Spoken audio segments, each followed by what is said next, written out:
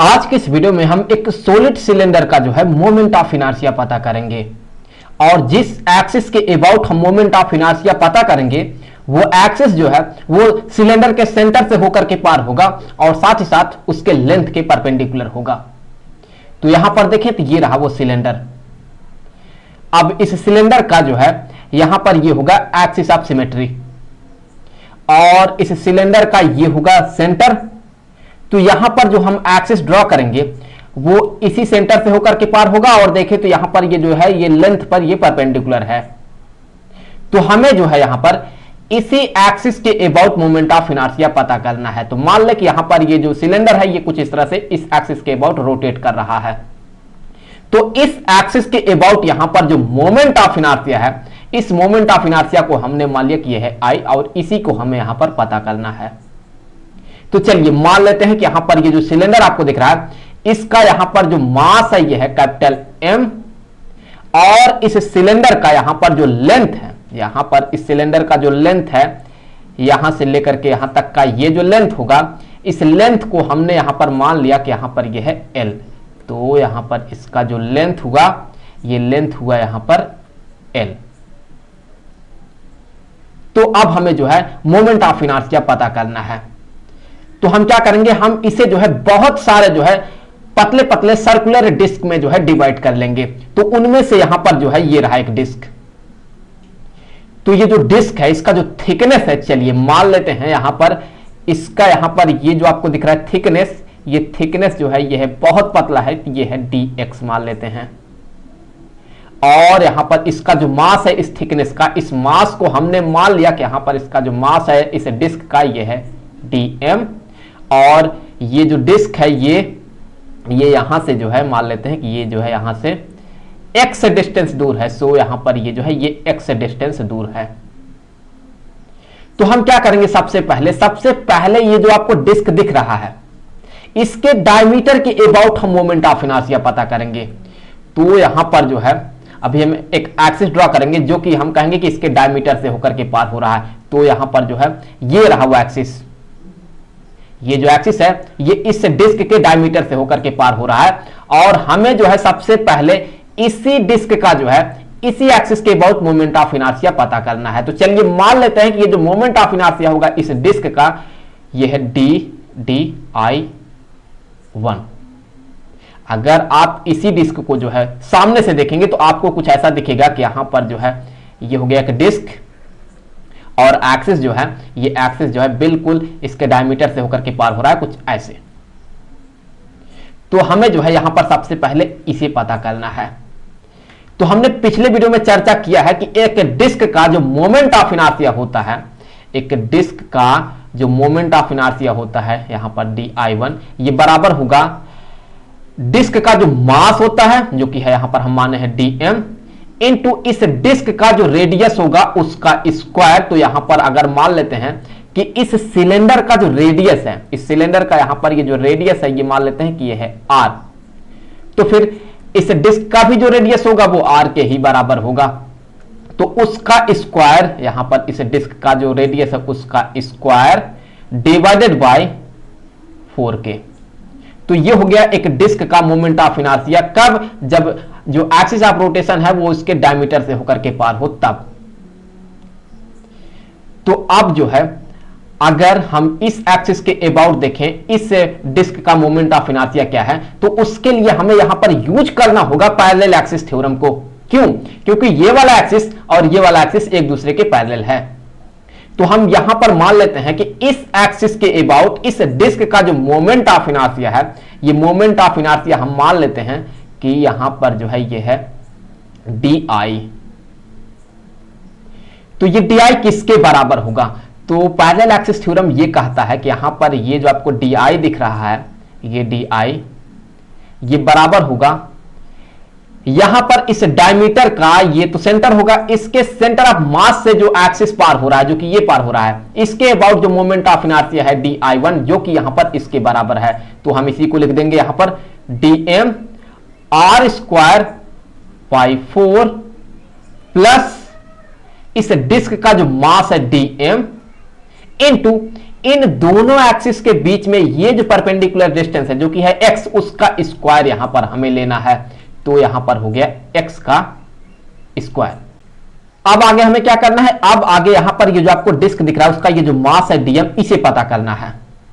तो इसके लिए यहां पर हम यूज करेंगे यूनिटरी मेथड। क्यों? क्योंकि देखिए l लेंथ में कितना मास है, m मास है, तो हम यहां से ये कहेंगे कि मास पर यूनिट लेंथ ये बराबर कह सकते हैं कि होगा m डिवाइडेड बाय l के। तो अगर यूनिट लेंथ में इतना मास हुआ तो फिर ये जो आपको दिख रहा है dx लेंथ, इस डिस्क का हम कह सकते हैं कि ये लेंथ है। तो इस dx लेंथ में कितना मास होगा, obviously m divided by l into dx, तो जो कि यहां पर बराबर हो जाएगा dm के। तो यहीं से हम ये कह देंगे कि dm जो है ये बराबर होगा m divided by l into dx के। तो हम dm के जगह पर इस वैल्यू को रखेंगे। तो अब आगे बढ़ते हैं, यहां से ये जो di है ये किसके बराबर हो जाएगा, देखें ये बराबर हो जाएगा dm के जगह पर, तो हम लिखेंगे m डिवाइडेड बाय l, फिर यहां पर होगा dx और साथ ही साथ यहां पर रहेगा r स्क्वायर बाय 4 प्लस हम dm के जगह पर लिखेंगे m divided by l into dx, फिर यहां पर होगा x स्क्वायर। तो ये तो एक डिस्क का जो है इस एक्सिस के अबाउट मोमेंट ऑफ इनर्शिया है।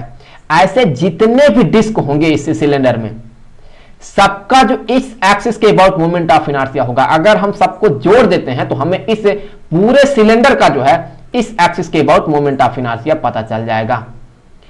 तो ऐसे केस में हम क्या कर सकते हैं, ऐसे केस में हम जो है इसे इंटीग्रेट कर देंगे और साथ ही साथ यहां पर हम लिमिट भी बैठाएंगे, तो हमें इस एक्सिस के अबाउट इस सिलेंडर का जो मोमेंट ऑफ इनर्शिया होगा वो पता चल जाएगा। तो चलिए इसे इंटीग्रेट कर देते हैं।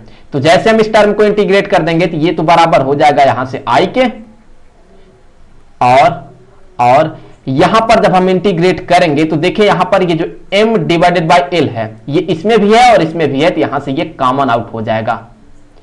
तो फिर यहां से इसे यहीं से कॉमन आउट कर लेते हैं, m डिवाइडेड बाय l ये तो कॉमन आउट हो गया, और फिर यहां पर होगा इंटीग्रेशन ऑफ हम ब्रैकेट के अंदर लिखेंगे इसे, तो m divided by l common out हो गया, तो बचा क्या यहां पर r स्क्वायर बाय 4 बचा, और फिर यहां पर बचा dx plus m divided by l ये तो कॉमन आउट हो गया, तो यहां पर बचा क्या x स्क्वायर इंटू dx के।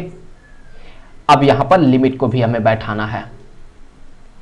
तो अगर यहां पर जो है यहां से यहां तक हम इंटीग्रेट करते हैं, मतलब कि इधर जितने भी डिस्क होंगे सबके मोमेंट ऑफ इनर्शिया को हम जोड़ रहे हैं, दैट मीन हम सबको इंटीग्रेट कर रहे हैं। सिर्फ इस पार्ट की बात मैं कर रहा हूं अभी, तो हमें इंटीग्रेट करना है इस पार्ट को।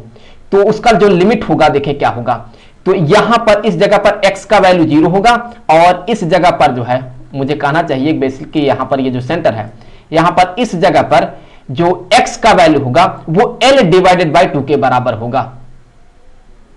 तो फिर जो लोअर लिमिट होगा, लोअर लिमिट क्या होगा, लोअर लिमिट होगा 0 और अपर लिमिट होगा l डिवाइडेड बाय 2। तो ये जो मोमेंट ऑफ इनर्शिया अभी आपको दिख रहा है ये सिर्फ इस पार्ट का है, इस पार्ट का मोमेंट ऑफ इनर्शिया है। तो अगर इस पार्ट का, इतने पार्ट का मोमेंट ऑफ इनर्शिया इसके बराबर हुआ तो इसका मतलब यह है कि इस साइड का ये वाला जो आधा पार्ट आपको दिख रहा है इसका भी मोमेंट ऑफ इनर्शिया इसी के बराबर होगा।